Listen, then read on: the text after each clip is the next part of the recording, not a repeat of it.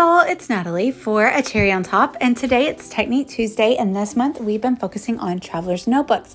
So I have this really cool craft traveler's notebook. It's by Graphic 45. I had the packaging out there so you could see, and it has the bands inside of an album cover, and then it comes with 3 books. And so I am working in one. I'm not sure if we took a long weekend trip up to the mountains in East Tennessee. So I'm not sure if I will need all 3 books for the whole trip, or if I will just do 1 book and have the other 2 books be other quick weekend trips that we take. But either way, I'm going to show you my process for kind of getting these vacation albums done quickly. I have a tendency to take some of my best photos on vacation. So I love to blow them up really big. So I like the idea of doing a full page photo when I am doing a traveler's notebook. And then the opposite page can contain another photo. It can contain smaller photos. It can contain journaling, what have you, whatever it needs to embellish the large photo. But this is going to be my cover sheet. And it is one of the main roller coasters at Dollywood. But I don't know if this is just me, but I print at home. That's how I am able to get so many large photos. But when I print at home on my larger paper, it tends to fade. Not fade, I guess is the right word, but the color from the photo tends to rub off. And so that's why I'm working on a piece of copy paper, and I've decided to wrap my photo in some vellum so that it doesn't rub off on the other side of the cover, as well as whatever I decide to put in that pocket, which will probably be a park map from our trip to Dollywood.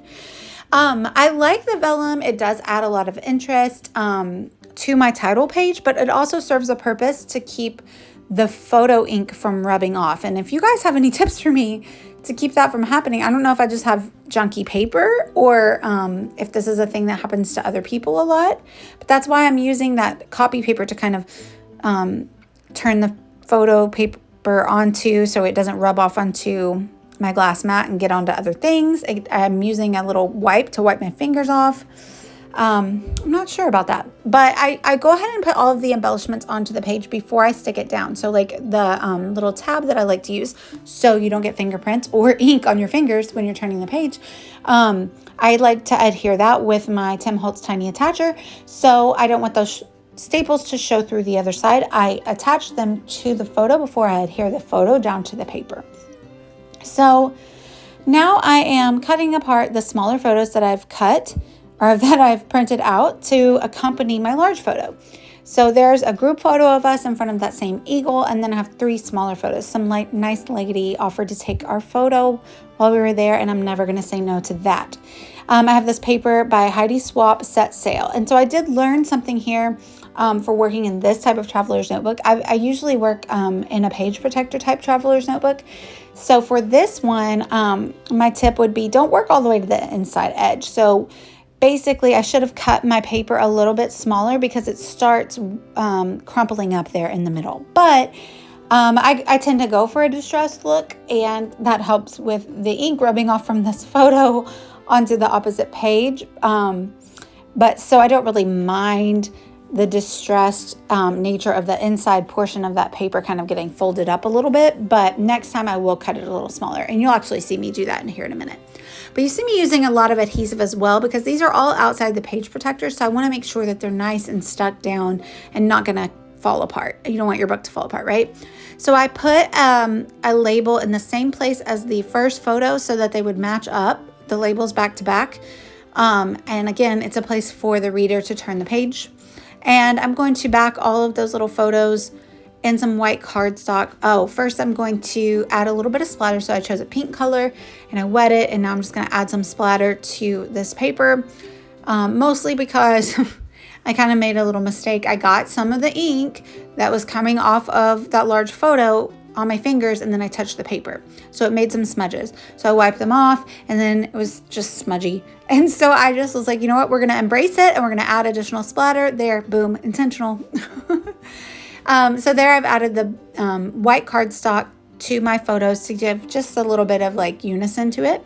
And I'm going to use these 49th and Market Vintage Artistry Everywhere rub-ons to, again, add interest to this little background piece of paper. I'm really loving the way it looks, and it looks good with all of the distressing that is going on, be it intentional or not.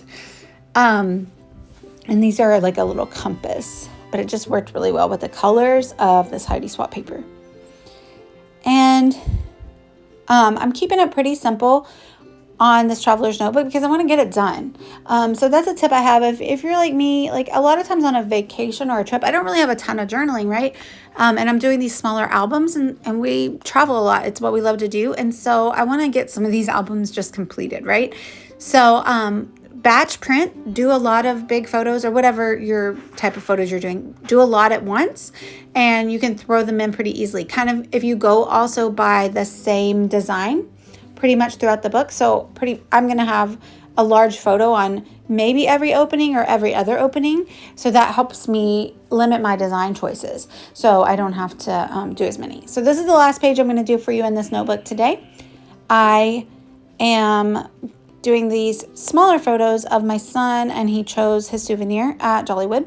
So I did cut this piece of paper, this full-size piece of paper, smaller width-wise, so that you can see it leaves a little bit of a gap between the galley, I want to say is the inside, the inside binding of the traveler's notebook.